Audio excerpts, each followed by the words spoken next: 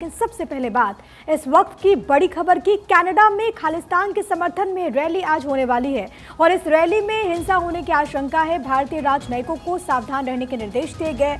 इसको लेकर इंटेलिजेंस ने पहले ही अलर्ट दिया था। भारतीय नागरिकों को सावधान रहने के भी निर्देश दिए हैं। तो लगातार जो भारत और कनाडा के रिश्ते हैं वो तल्ख होते हुए और निज्जर की हत्या के बाद से ही लगातार जो गतिरोध है वो देखने को मिल रहा है। और इस बीच खबर ये है कि खालिस्तान के समर्थन में रैली आज वहां पर होने वाली है और इसको लेकर वहां पर अलर्ट जारी कर दिया गया है। खास तौर पर वैसे लोग जो कि भारतीय मूल के हैं, जो कि कनाडा में रहते हैं, उनको सावधान रहने के निर्देश दिए गए हैं। अपील बाकायदा उन लोगों के लिए जारी की गई है।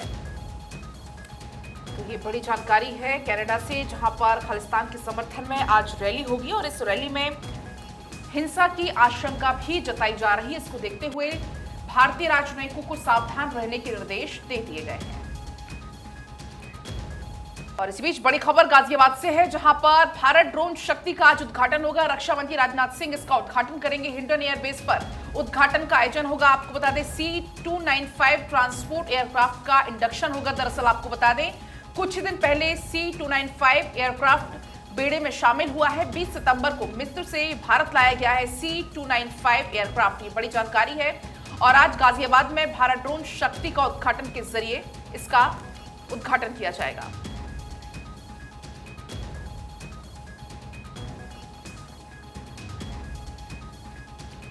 और चलिए अगली खबर का रुख करते हैं। पंडित दीनदयाल उपाध्याय की जयंती है आज और इस बीच पंडित दीनदयाल उपाध्याय की मूर्ति का अनावरण किया जाना है। दिल्ली में मूर्ति का अनावरण करेंगे पीएम मोदी और जेपी नड्डा और कई सारे नेता इस दौरान मौजूद रहेंगे। तो देखिए पंडित दीनदयाल उपाध्याय की मूर्ति का आज अनावरण होना है। कार्यक्रम रखा गया है दिल्ली में। मूर्ति के अनावरण में प्रधानमंत्री नरेंद्र मोदी, बीजेपी राष्ट्रीय अध्यक्ष जेपी नड्डा और कई सारे नेता इस दौरान मौजूद रहेंगे और मूर्ति का अनावरण आज किया जाएगा। आज जयंती है पंडित दीनदयाल उपाध्याय की और इसी उपलक्ष्य में आज उनकी मूर्ति का अनावरण होना है और कार्यक्रम रखा गया है।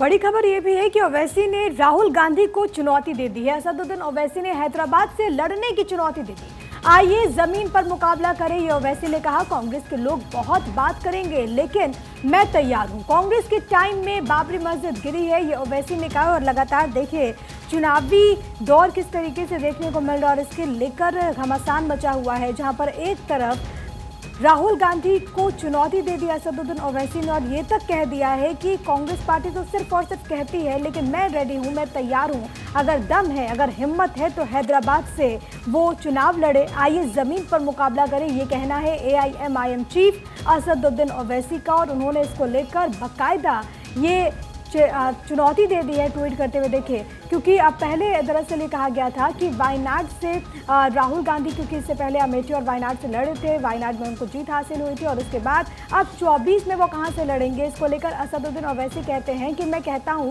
कि वो वायनाड से नहीं बल्कि हैदराबाद से चुनाव लड़े। मैं चुनौती देता हूं। आप बड़ी बड़ी बातें करते हैं लेकिन जमीन पर आइए मुकाबला करते हैं। कांग्रेस के लोग बहुत बातें करेंगे लेकिन मैं तैयार हूं, मैं रेडी हूं। यही कांग्रेस थी जब बाबरी मस्जिद और सचिवालय की मस्जिद गिराई गई। ये उन्होंने ट्वीट किया है। उनका ये ट्वीट आपकी टीवी स्क्रीन पर और इसके जरिए दरअसल एक वीडियो सामने आया जिसमें असदुद्दीन ओवैसी ये कहते हुए नजर आ रहे हैं। हालांकि कांग्रेस पार्टी AIMIM को बीजेपी की बी टीम बताती है लेकिन असदुद्दीन ओवैसी के निशाने पर एक तरफ बीजेपी भी रहती है तो वहीं कांग्रेस को भी वो आड़े हाथों लेते हैं और अब राहुल गांधी को उन्होंने खुली चुनौती दे दी। और चलिए अब हम जिक्र कर लेते हैं न्यूज़पेपर सेगमेंट का और सबसे पहले बात करेंगे प्रधानमंत्री नरेंद्र मोदी की। दरअसल आज बैक टू बैक प्रधानमंत्री मोदी के कई दौरे हैं, उसके बारे में आपको जानकारी दे देते हैं। सबसे पहले तो आपको बता दें कि दिल्ली में पंडित दीनदयाल उपाध्याय के कार्यक्रम में शामिल होने वाले हैं पीएम मोदी। इसके बाद जाने वाले हैं मध्य प्रदेश और उसके बाद जाने वाले हैं राजस्थान। बैक टू बैक के दौरे हैं प्रधानमंत्री नरेंद्र मोदी के। सबसे पहले मध्य प्रदेश की राजधानी भोपाल पहुंचने वाले हैं। आज मध्य प्रदेश के दौरे पर प्रधानमंत्री मोदी रहेंगे। भोपाल में जन आशीर्वाद यात्रा का समापन आज, उसमें शामिल प्रधानमंत्री मोदी आज होने वाले हैं। भोपाल में जनसभा को भी संबोधित करेंगे प्रधानमंत्री मोदी। आपको ये जानकारी दे दें कि मध्य प्रदेश में अब चुनाव होने और ऐसे में 6 महीने में 7वां दौरा है प्रधानमंत्री नरेंद्र मोदी का।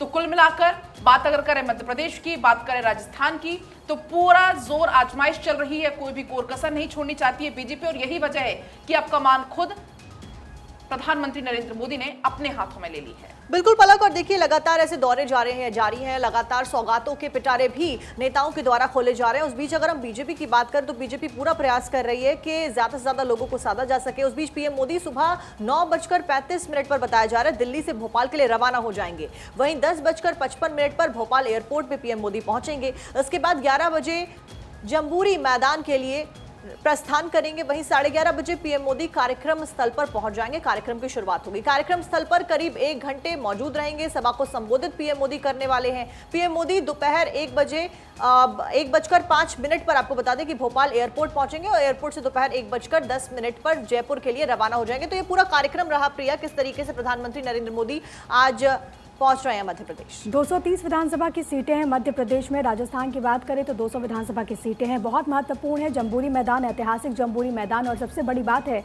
कि भगवान बिरसा मुंडा की जयंती के मौके पर भी प्रधानमंत्री यहाँ पर पहुंचे थे, तो इसी ग्राउंड में उन्होंने सभा को संबोधित किया था। मेरे पास इस वक्त एशियन एज है और इसमें फ्रंट में पेज पे एक कॉलम है और इसमें लिखा है कि Modi to launch BJP campaign in Bhopal today. सबसे महत्वपूर्ण ये भी है क्योंकि देखिए कार्यकर्ता महाकुंभ को प्रधानमंत्री नरेंद्र मोदी संबोधित करने वाले हैं। कार्यकर्ताओं को वो जीत का मंत्र देंगे और हमने अक्सर देखा है कि प्रधानमंत्री नरेंद्र मोदी चुनाव से पहले कार्यकर्ताओं के साथ संवाद करते हैं, किस तरीके से उतरना है इसको लेकर उनको मंत्र देते हैं और आज भी प्रधानमंत्री नरेंद्र मोदी वैसे ही करते हुए नजर आएंगे। अगर हम मध्य प्रदेश की बात करें तो कई सारी योजनाएं बीजेपी की तरफ से चलाई जा रही है। इसमें बूथ विस्तारक योजना भी शामिल। आपको मालूम है कि इसको लेकर के लगातार जो बड़े फेसेस हैं उनको जिम्मेदारी दी जा रही है। समीकरण की बात करें तो 230 विधानसभा की सीटों में बहुत महत्वपूर्ण है वो सीटें जहां पर पिछली मर्तबा बीजेपी को शिकस्त हासिल हुई थी, यानी कि 2018 में 82 ऐसी सीटें हैं जहां पर आदिवासी वोटर्स बहुत मजबूत हैं। 35 ऐसी सीटें हैं जो कि अनुसूचित जाति के लिए रिजर्व्ड है। 47 ऐसी सीटें हैं जो कि अनुसूचित जनजाति के लिए यानी कि एसटी के लिए रिजर्व्ड है। ये तमाम ऐसी सीटें हैं जिस पर समीकरण बिठाने की कोशिश है और इसको लेकर तमाम जो सोशल इंजीनियरिंग है वो भी पार्टी के स्तर से की जा रही है। लेकिन अब आपको हम ये बताते चलते हैं कि दलित आबादी और सीटों के आंकड़े क्या कुछ है मध्य प्रदेश में। 1,13,42,000 दलित आबादी है एमपी में। 84 सीटें ऐसी हैं जहां पर हार जीत तय करते हैं ये दलित। 35 सीटें ऐसी हैं जहां पर दलितों के लिए वो रिजर्व्ड है। 35 सीटें प्रदेश की जनसंख्या का 15.6% हो जाती हैं। पलक बिल्कुल प्रिया, ग्रामीण क्षेत्र की बात करें तो दलितों की आबादी 82.68 लाख यहाँ पर है।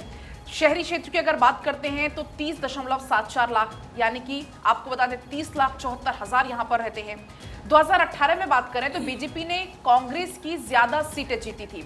तो आज मध्य प्रदेश का ये दौरा रहने वाला है और इसके बाद मध्य प्रदेश से सीधे रवाना हो जाएंगे प्रधानमंत्री नरेंद्र मोदी राजस्थान के लिए। आज जयपुर रवाना हो जाएंगे और जयपुर का आज का कार्यक्रम बेहद खास रहने वाला है साक्षी, क्योंकि आज जो जनसभा है या जो रैली वहां पर होनी है उसका सारा दारोमदार महिला शक्ति पर केंद्रित होगा। महिलाएं वहां पर मौजूद होंगी और महिलाओं के ऊपर कार्यक्रम की पूरी जिम्मेदारी होगी। बिल्कुल पलक, और देखिए महिला शक्ति वंदन अधिनियम जब राज्यसभा और लोकसभा से पास होता है उसके बाद हमने देखा दिल्ली में किस तरीके से भव्य स्वागत किया गया था प्रधानमंत्री नरेंद्र मोदी का महिलाओं के द्वारा खास तौर पर। और इसी बीच अब आज जयपुर में भी केंद्रित रहने वाला है महिलाओं के ऊपर ये पूरा कार्यक्रम। आरक्षण बिल के बाद में राजस्थान में पहली सभा होगी प्रधानमंत्री की। जयपुर में 4.5 साल बाद होगी प्रधानमंत्री की जनसभा और परिवर्तन संकल्प यात्रा का समापन पीएम मोदी करेंगे। तो आज प्रधानमंत्री जयपुर पहुंच रहे हैं और देखिए चुनावों से पहले और भी महत्वपूर्ण हो जाता है जयपुर दौरा। प्रधानमंत्री नरेंद्र मोदी 25 सितंबर को जयपुर में एक बड़ी जनसभा को संबोधित करेंगे, यानी कि आज। और पीएम मोदी के पूरे कार्यक्रम की जिम्मेदारी महिलाओं को सौंप दी गई, यानी कि पूरी कमान महिलाएं उठाएंगी। वुमेन रिजर्वेशन बिल जिसके बारे में हम बात कर रहे थे अभी के उसको पास किया गया, उसके बाद ये पहली सभा होगी। ऐसे में पीएम महिला आरक्षण बिल के जरिए आधी आबादी को साथ में लेने का प्रयास करेंगे। प्रिया बिल्कुल, और 11 महीने में ये 9वां दौरा होगा प्रधानमंत्री नरेंद्र मोदी का। और अगर हम बात करें स्पेसिफिकली जयपुर का, तो जयपुर में 4.5 साल बाद पीएम जनसभा को संबोधित करने वाले। और ऐसे में देखना बहुत ज़्यादा महत्वपूर्ण होगा कि प्रधानमंत्री क्या कुछ कहते हैं, क्योंकि आपको मालूम है और जिसका लगातार हम जिक्र कर रहे हैं कि महिला आरक्षण बिल, और इसमें एक बड़ी सफलता हासिल हुई है, क्योंकि चाहे वो लोअर हाउस हो या फिर अपर हाउस यानी कि लोकसभा और राज्यसभा, दोनों जगहों से पास हो चुका है। और इसको लेकर प्रधानमंत्री जहाँ जहाँ जा रहे हैं, आप वाराणसी का भी जिक्र कर लीजिए, वहाँ पर हमें महिला शक्ति नजर आई थी। और जब प्रधानमंत्री यहाँ पर पहुंचेंगे तो जो कमान दी गई है वो इन्हीं शक्ति के हाथ में है, यानी कि महिलाओं के हाथ में है। मिनट टू मिनट कार्यक्रम क्या होने वाला है वो आपकी टीवी स्क्रीन पर है। हेलीपैड से, खुली जीप से, रैंप से होकर गुजरेंगे। कार्यक्रम में फूल बरसाकर स्वागत किया जाएगा। कार्यकर्ताओं की तरफ से भव्य तैयारियां इसको लेकर देखने को मिल रही है और ये संभव है कि पीएम कुछ ऐलान कर सकते हैं। आपको मालूम है कि राजस्थान को लेकर के किस तरीके से बीजेपी की कवायद चल रही है। कमेटी का भी बाकायदा यहाँ पर गठन किया गया है। 30 सितंबर 2022 सिरोही जिले के आबू रोड में अंबा माता के दर्शन उन्होंने किया। अभी तक क्या कुछ कार्यक्रम उनका रहा था ये हम आपको बता रहे। टाइमलाइन, अलग अलग टाइमलाइन की अगर हम बात करें तो बांसवाड़ा के मानगढ़ भी पीएम पहुंचे थे। फिर जनवरी 2023 में देव नारायण भगवान की जयंती समारोह में भी प्रधानमंत्री शामिल हुए थे और उसके बाद एक लंबे वक्त के बाद प्रधानमंत्री एक बार फिर से मरुधरा के रण में उतरेंगे। और इस दौरान वो क्या कहते हैं, क्योंकि चुनावी दौर है और 200 विधानसभा की सीटों में कुछ महीने के बाद लोग अपने मताधिकार का इस्तेमाल करेंगे और ऐसे में उन लोगों को अपने पाले में लाने की कोशिश भारतीय जनता पार्टी की और इसकी कमान खुद प्रधानमंत्री नरेंद्र मोदी ने संभाली है। बिल्कुल, जिस तरीके से प्रिया ने जानकारी भी दी, लेकिन आज परिवर्तन संकल्प यात्रा का समापन है और इस यात्रा ने 200 विधानसभा क्षेत्र कवर किए हैं। जयपुर में 4.5 साल के बाद ये सभा है। जैसा कि प्रिया ने जानकारी भी दी कि 500 से ज्यादा जो महिला वॉलंटियर्स है उन्होंने पूरा जिम्मा संभाल रखा है। महिलाओं के लिए ड्रेस कोड एक दिया गया है। कमल की डिजाइन वाली साड़ी वो पहनी हुई नजर आएंगी, केसरिया साफा वो लगाए हुए नजर आएंगी। अगर हम बात करें प्रधानमंत्री मोदी की आज के दौरे को लेकर तो भोपाल से सीधा रवाना हो जाएंगे प्रधानमंत्री नरेंद्र मोदी जयपुर के लिए। वहां पर जनसभा को करेंगे संबोधित और इसकी क्या कुछ खासियत रही वो भी हमने आपको बताई। तो आज का दिन ये बेहद खास होने वाला है।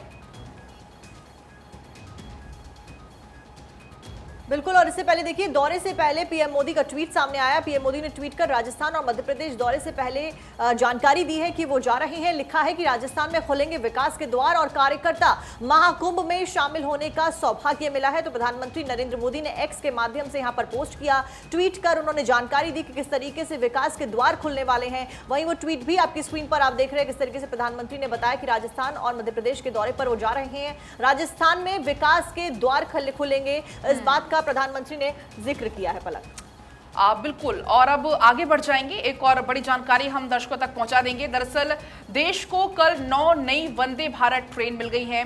ये बड़ी सौगात कल प्रधानमंत्री मोदी ने वर्चुअली दी है। 11 राज्यों को मिला है वंदे भारत ट्रेन का तोहफा। राजस्थान पत्रिका मेरे पास है और इसमें जो हेडलाइन है वो दी गई है सफर सुगम, क्योंकि जो वंदे भारत ट्रेन है उसमें जो सफर है वाकई बहुत सहज हो जाता है, वाकई बहुत सरल हो जाता है। वंदे भारत स्लीपर ट्रेन का अब इंतजार है। लोकसभा चुनाव से पहले लॉन्च किए जाने के पूरे आसार हैं। यहाँ पर ये हेडिंग दी गई है। ये जानकारी दी गई है रेल मंत्री अश्विनी वैष्णव की तरफ से। उन्होंने कहा है कि 300 स्टेशन पर काम भी शुरू हो गया है। यात्रियों की सुविधाओं को तेजी से बढ़ाया जा रहा है। कुछ दिन पहले प्रधानमंत्री मोदी ने 508 स्टेशन का आधुनिकीकरण का शिलान्यास किया था और इसमें 300 स्टेशन का काम भी शुरू हो गया। तो एक तरफ कल जहां 9 वंदे भारत ट्रेन मिली है, दूसरी तरफ स्लीपर ट्रेन का इंतजार अब होने लगा है नई वंदे भारत ट्रेन का।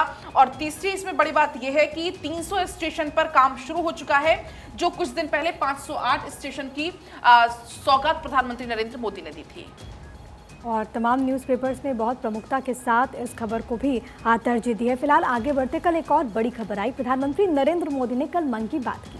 पीएम मोदी ने देश के साथ मन की बात की और तमाम न्यूज़पेपर्स ने इसको भी बहुत प्रमुख तौर पर उठाया है, क्योंकि इस दौरान प्रधानमंत्री ने तमाम बातों का जिक्र किया। देश की उपलब्धियां किस तरीके से हैं, चंद्रयान 3 से लेकर G20 के सफल आयोजन तक प्रधानमंत्री ने इस बात का जिक्र किया। नारी शक्ति को उन्होंने नमन किया और ये भी कहा कि भारत की साख बढ़ी है विश्व पटल की। अगर हम बात करें मन की बात की कार्यक्रम की अगर बात करें तो 105वां ये संस्करण था और ऐसे में प्रधानमंत्री नरेंद्र मोदी जब लोगों से मुखातिब हुए, जब आम जनता से मुखातिब हुए, तो ये तमाम बड़ी बातों का जिक्र करते हुए नजर आए। और चलिए प्रिया, आगे बढ़ते हैं। अगली खबर दर्शकों को बताते हैं जम्मू कश्मीर से। जम्मू कश्मीर के बीजेपी नेताओं की दिल्ली में बैठक और दिल्ली रवाना हुए हैं प्रदेश बीजेपी के वरिष्ठ नेता। इस बीच में बीजेपी कोर ग्रुप के नेताओं को अचानक से बुलाया गया है। दिल्ली में जेपी नड्डा के साथ में ये बैठक होने जा रही है। बैठक में कई सारे अहम मुद्दों के ऊपर चर्चा की संभावना बताई जा रही है। साथ साथ में सुबह 11 बजे के करीब बताया जा रहा है कि ये बैठक होगी। तो सभी नेता फिलहाल दिल्ली का रुख करते हुए दिल्ली में सुबह 11 बजे ये बैठक होनी है। सभी आपको बता दें कि प्रदेश के जो नेता हैं वो पहुंच रहे हैं। जम्मू कश्मीर की खबर प्रिया।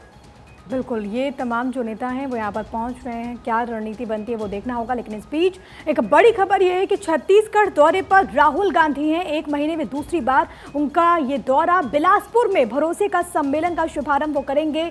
ग्रामीण आवास न्याय योजना की शुरुआत भी होगी। बहुत ज़्यादा महत्वपूर्ण हो जाता है क्योंकि 90 विधानसभा की सीटें हैं और छत्तीसगढ़ को लेकर कांग्रेस पार्टी काफ़ी ज़्यादा यहाँ पर आश्वस्त नजर आ रही है। और बीते दिनों राहुल गांधी ने एक स्टेटमेंट भी जारी किया था जिसमें देखिए तमाम जो न्यूज़पेपर न्यूज़पेपर्स हैं उन्होंने बहुत प्रमुखता के साथ उठाया, जिसमें उन्होंने दावा किया कि Congress sure to win in Chhattisgarh. तो देखिए, दावों का दौर यहाँ पर चल रहा है, लेकिन बिलासपुर वो पहुंचने वाले हैं। ये वही बिलासपुर है जहाँ पर अब से कुछ दिन के बाद प्रधानमंत्री नरेंद्र मोदी भी हुंकार भरते हुए नजर आएंगे। लेकिन यहाँ पर आज कांग्रेस पार्टी के पूर्व राष्ट्रीय अध्यक्ष राहुल गांधी पहुंचेंगे और आम जनता से जन समर्थन की अपील करते हुए नजर आएंगे। छत्तीसगढ़ में कांग्रेस की सरकार है और ऐसे में किस तरीके से वो उपलब्धियों का बखान करते हैं वो देखना होगा। लेकिन बड़ी खबर यह भी है कि रायपुर से बिलासपुर तक ट्रेन से जा सकते हैं राहुल गांधी। बिलासपुर में जनसभा को क्योंकि वो संबोधित करने वाले हैं, आवास योजना के लाभार्थियों से मुलाकात होगी।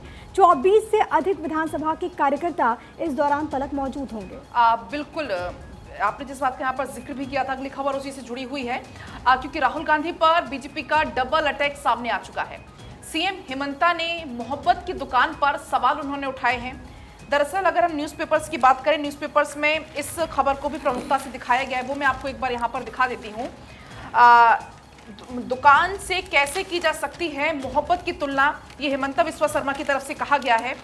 साथ ही इसमें ये भी उन्होंने आगे कहा है कि बीजेपी सांसद निशिकांत दुबे का भी राहुल गांधी पर यह हमला सामने आया है। राहुल गांधी को उन्होंने पिछड़ा विरोधी बताया है। अगर बात हम करें, जो उन्होंने विश्वा शर्मा ने जो कहा है कि दुकान से कैसे की जा सकती है मोहब्बत की तुलना, असम के मुख्यमंत्री ने कहा है कि मोहब्बत प्यार जैसी शाश्वत भावना को, इसकी तुलना दुकान से कैसे कर रहे हैं राहुल गांधी। ये कहते हुए राहुल गांधी को घेरते हुए हेमंता शर्मा यहां पर नजर आए। साथ ही उन्होंने कहा कि मोहब्बत पवित्र है। हेमंता ने कहा कि समस्या ये है कि राहुल को हर जगह से गलत चीजें मिलती हैं। अगर आप मोहब्बत की दुकान कह रहे हैं तो ये मोहब्बत वोटों के लिए है। जरा आप सुनिए एक बार क्या कुछ कहा है हेमंता बिस्वा शर्मा ने। निशिकांत ने क्या कहा है, निशिकांत दुबे ने, वो आपको एक बार सुनवा देते हैं। पिछड़ा पॉलिटिक्स जो करना चाहते हैं, तो राहुल गांधी तो हिंदू नहीं है, क्योंकि उनके दादाजी यदि हिंदू नहीं थे तो हिंदू, लेकिन वो फिर भी जो है अपने आप को यदि हिंदू साबित करना चाहते हैं तो उन्होंने जनेऊ क्यों पहना? वो ब्राह्मण क्यों बनने की कोशिश कर रहे हैं? वो पिछड़े बन जाते। तो जो उनकी मानसिकता है वो पिछड़े विरोधी है। और चलिए इसी के साथ आगे बढ़ते हैं। महिला आरक्षण बिल पर प्रियंका चोपड़ा का रिएक्शन सामने आया है। महिला रिजर्वेशन बिल ऐतिहासिक है, प्रियंका चोपड़ा कहती हैं ऐतिहासिक उपलब्धि है, ये सही दिशा में उठाया गया कदम है। आगे वो लिखे, कंगना रनौत, भूमि पेडनेकर भी इसकी तारीफ कर चुके। तो देखिए कई सारे प्रतिक्रियाएं लगातार सामने आ रही हैं और बॉलीवुड से भी प्रतिक्रियाओं का दौर शुरू हो चुका है। तमन्ना भाटिया, कृति कुलहरी ने भी तारीफ की है, वहीं प्रियंका चोपड़ा ने तारीफ की है, ऐतिहासिक इस कदम को बताया है। प्रिया, बिल्कुल, महिला आरक्षण पर तमाम जो सेलिब्रिटीज़ हैं उनके भी रिएक्शन सामने आ रहे हैं। आपको याद होगा कि जब लोकसभा में सदन के पटल पर इस बिल को रखा गया था, विधेयक को रखा गया था, राज्यसभा में रखा गया था, तो बॉलीवुड की कई हस्तियां वहां पर पहुंची थी। तमन्ना भाटिया भी वहां पर पहुंची थी। इसके अलावा और कई सारी सेलिब्रिटीज़ वहां पर पहुंची थी और सबने एक मत से इसकी तारीफ की है।